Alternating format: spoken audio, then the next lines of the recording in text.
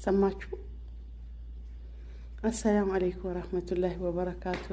ጮርናቄ ወይንም ቆቀር ለምትወዱ ልጆች እንደኔ ናፋቂ ከሆናችሁ በዚህ መልኩ ሰርታችሁ ብሉ።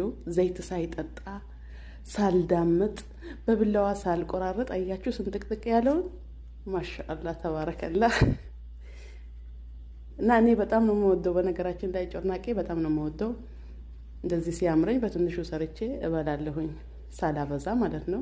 መስራት ከፈለጋችሁ እንደኔ የምትወዱ እንደዚህ በቀላሉ ሰርታችሁ መብላት ትችላላችሁ። ድካም የለው ምን የለው። እዚህ ጋር 3 ኮብ ዱቄት አደርጋለሁኝ። 3 ኮብ ምነፋው ትንሽ አየር እንዲያስገባ ነው።